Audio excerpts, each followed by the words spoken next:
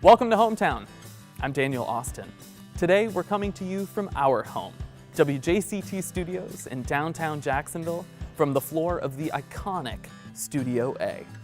For the past 35 years, this enormous soundstage has served as the production facility for several theatrical filmmaking and television productions, as well as the venue for countless community events. Today we have a special episode in store for you. After over a decade with WJCT, we're saying farewell to our senior producer and the creator of Hometown, Stephen Jones. To celebrate his work that has put a spotlight on so much good in this community, we're going to take a look at some of his favorite highlights from Hometown over the years. When I was a kid, I really enjoyed watching movies, and I remember seeing E.T. for the first time, and I was captivated by how the combination of images and sound and music could elicit an emotion, how it could make you feel happiness or sadness. And I think that was the first time I really thought about wanting to become a storyteller. And when my parents bought me my first video camera when I turned 14, I took that outside, shot short films with my sister, and then when I got into high school, I started documenting my life with my friends. And I think the more that I shot, the more that I fell in love with the whole process.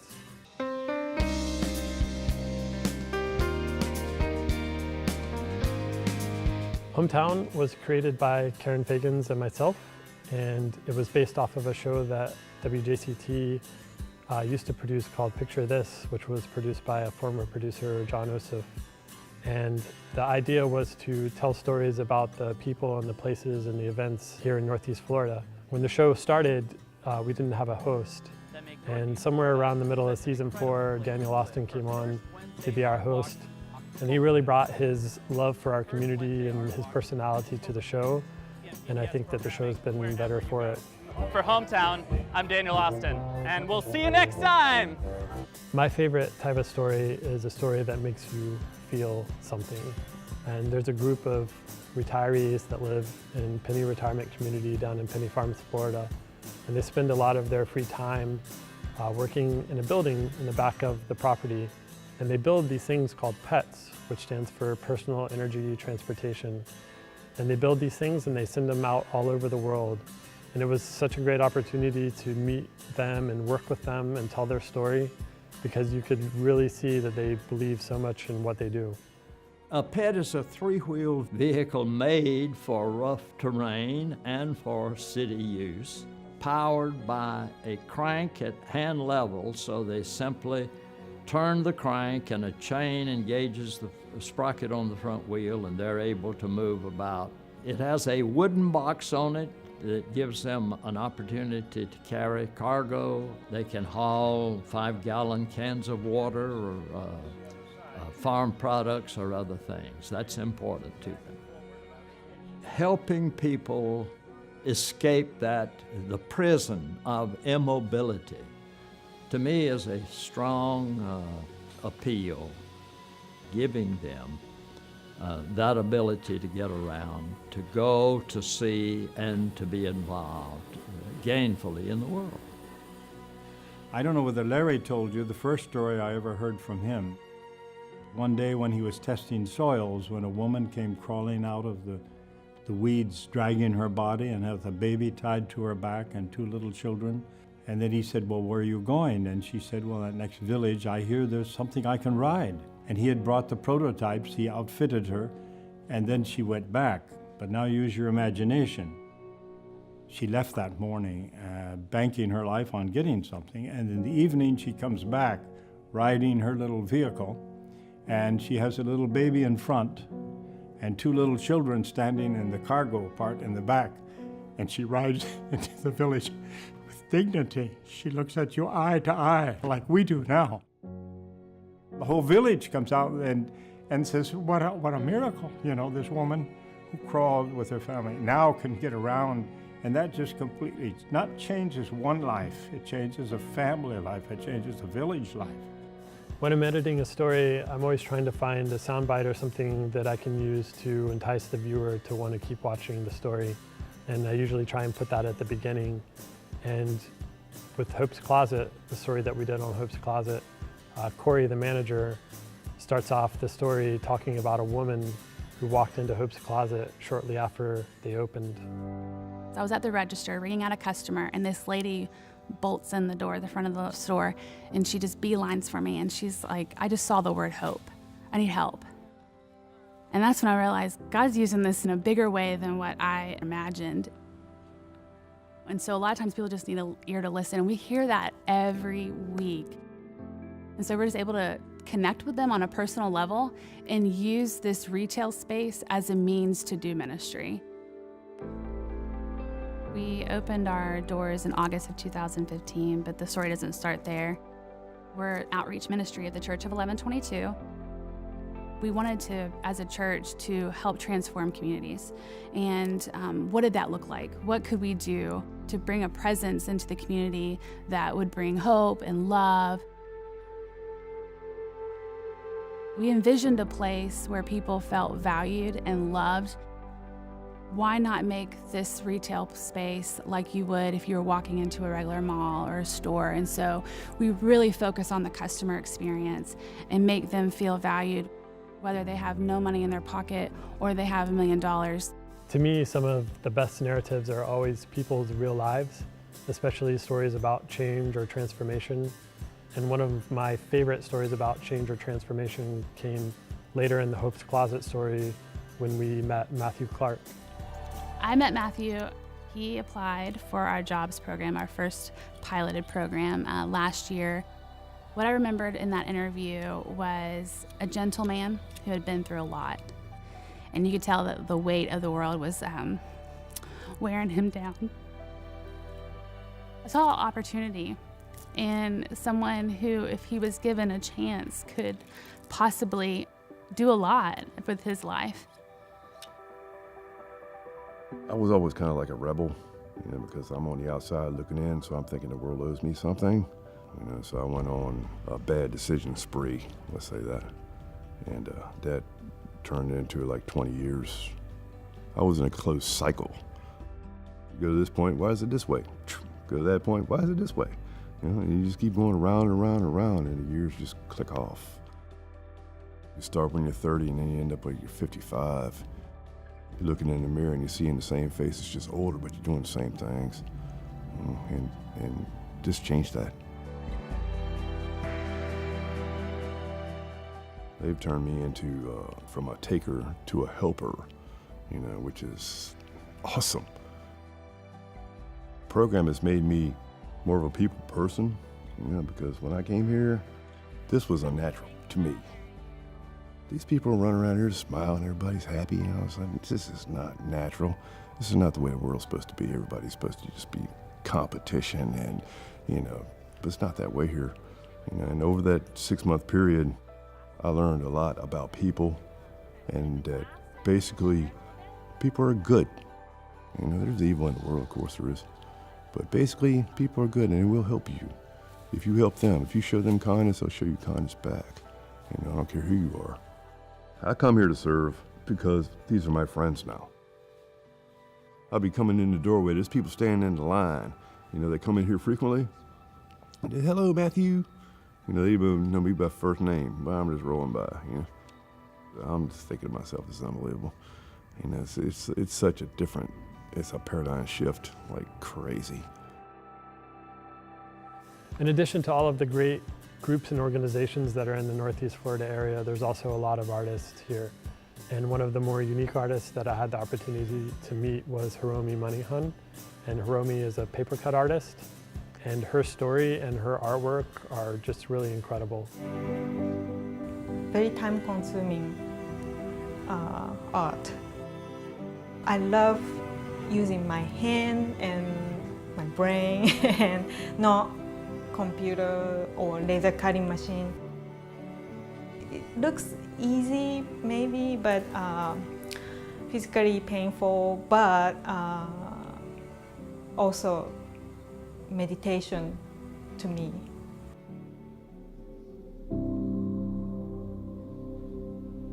Most people said, never seen this art like a paper cut before.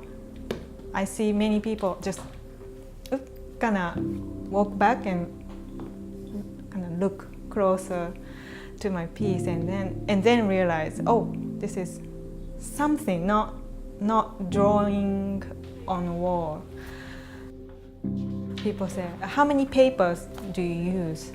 And I said, just one paper. And yeah, and a few people just don't believe me. Jacksonville local artist saw my work. Immediately she made contact with Theater Players by the Sea, and I had group show there, and that was the very first show in my life. And after that show, I guess I'm really lucky. Just next show leads to next show, and just until now, I guess I'm full-time artist, and it's like a dream. I wanted to be artist, and showing my art in gallery or museum, and that's like an artist dream. Hopefully, near future goal is gonna be showing my paper cut in my hometown in Japan. I just keep making my paper cut, and if I have chance to show wherever in the world, that would be great. One of the most memorable stories about an artist that I had the opportunity to tell was the story of Johnny Dale. And Johnny suffered a brain injury when he was 4, and as a result, he has what's called Lennox-Gastaut syndrome. And so he has a hard time communicating. And so he took up painting as a way to communicate with the world. And when he finishes a painting, he tells his mom the story behind the painting. When John tells me a story, I'm just amazed. Some of them are very whimsical. Some of them break my heart. And then you realize that inside, there's this person with this beautiful mind who has his own imagination and his own thoughts. And they're imaginative and creative, and they're beautiful.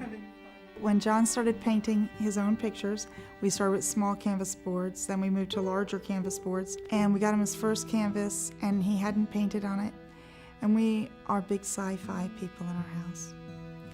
And we were watching Lost in Space again.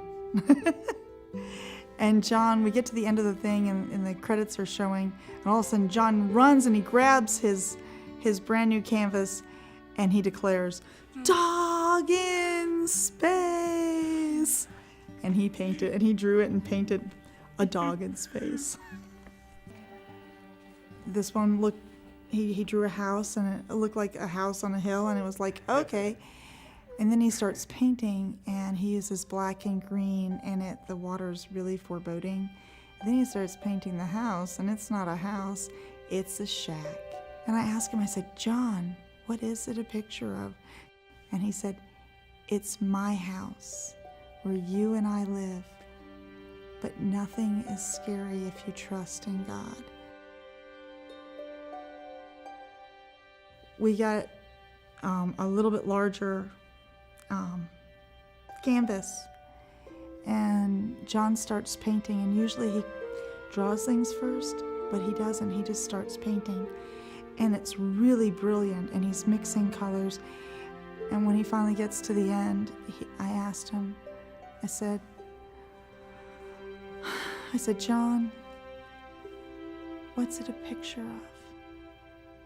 And he looked up at me, and his eyes were full of tears, and he said, "Going home." That's me flying home with an angel to Jesus' house. And it's beautiful and it's sad, because a little 13-year-old boy at the time shouldn't think about going home. John's art is possibilities. It makes him connect to other people in a way he couldn't do before. And because he can paint it on a canvas, then he can say it with words. Because it's not that the words aren't there, it's that he can't find them. But when he can see them, he knows what he wants to say. And after he can see them, then he can speak them. If I had to choose my favorite story that I've ever produced for Hometown, it would be the story of Cliff Leonard. I remember I was looking for a story about an artist, and I was doing some research, and I came across an article on Mr. Leonard and found out that he was a sculptor. And after meeting with him, I found out that he had served in the Marine Corps and was a veteran of the Vietnam War. He knew a lot of people that didn't come back, and he wanted to keep their memory alive. And so he set out to sculpt busts of all of the fallen service members in the Northeast Florida area, specifically the fallen Marines. The interesting thing is that he had no artistic background prior to sculpting the busts of these Marines. Mr. Leonard came to WJCT and we did the interview here in this studio. And I still remember that interview very vividly. It was a very emotional interview. And there's still one clip that sticks with me today. And it's the clip where Mr. Leonard talks about presenting these busts to the families of the fallen. When I first started sculpting these young men, it was very difficult. Emotionally, making a thing is difficult, and then presenting it to the family is by far the most difficult. The last piece was very difficult. It was a spouse. She came by about 2 weeks ago, and she was very upset. I was upset, my wife was upset, and her daughter, 15-year-old daughter, was probably the calmest of us all. I had inscribed some of the things on the back. I'd written her and asked her to tell me some of the things about John, and she wrote me several small little paragraphs. And I took some of those and wrote it on the back of the piece. And when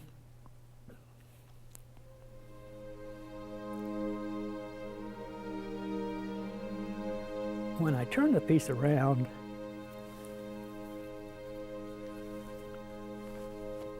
she became even more upset.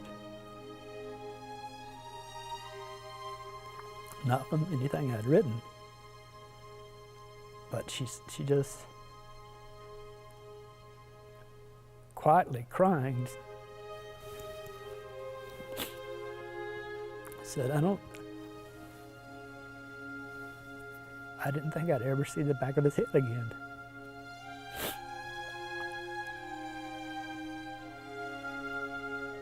And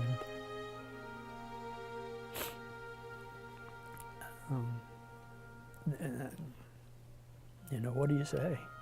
What can you say to someone?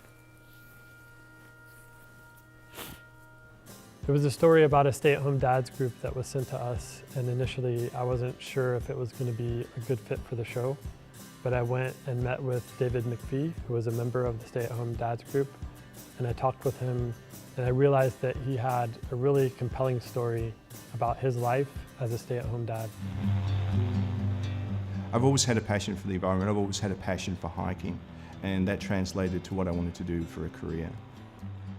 My passion from the environment, I think like everybody else, they trace it back to when they were a child. There's that Brazilian pepper they noted, Gary.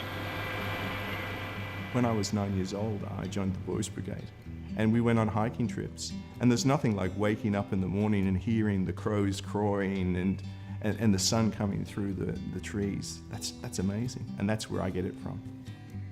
And I took on environmental science, and I went to school at Edith Cowan University in Western Australia. My second passion was how you can take tools like GIS and computers and then use that to manage the environment. So I went on to do a master's in geography at the University of Arkansas. When I eventually stopped working in the Everglades, I went back to Australia for my mother. My mother was actually terminally ill. and I came back to America after she died. You get a different perspective of life after a death.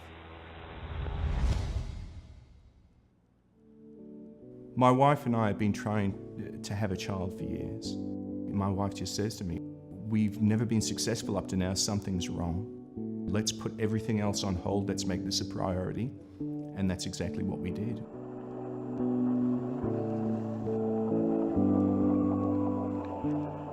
Taking all this film for you so that you know how much we love you. My wife said to me, my career's established, I want to have a child, we'll figure the rest of it out. So I knew my wife had to work and I knew I had to stay home. The approach to a child is dramatically different from what it is in your mind's eye. Absolutely, there is a romance and a reality. There is a romance that says everything is going to go perfect. You are going to be able to sit down and plan your spreadsheets and everything will be absolutely as you imagine it to be. Oh, it's putting me down. And then there's the reality. It's almost like complete chaos, and you can't plan for that. And the scientist in you just completely freaks out. But you hold it together and you strive and you go forward.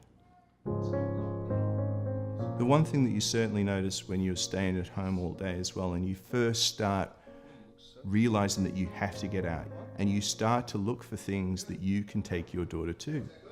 But the world isn't set up for stay-at-home dads. Mommy and me, mommy's groups, and you look at those and you think, well, will I fit in? And I realized very early on in my daughter's development, just going to the local beaches and the local pools, that when my daughter wanted to play with another child, who more often than not was attached to a mum, the mum very much wanted to keep an arm's length from the dad. Because they were concerned, was I trying to make advances towards them or something like that? Obviously I wasn't. But there's still that position in society where people get a little bit nervous of the strange guy, stranger danger almost from the mom's perspective. On behalf of myself and all of the producers who have worked on Hometown, we want to say thank you for watching Hometown for the past 6 years and for giving us the opportunity to tell these wonderful stories about our community. Thank you and good night.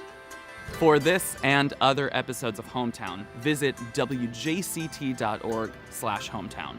Or you can download our WJCT mobile app and take Hometown and other great WJCT programming with you wherever you go.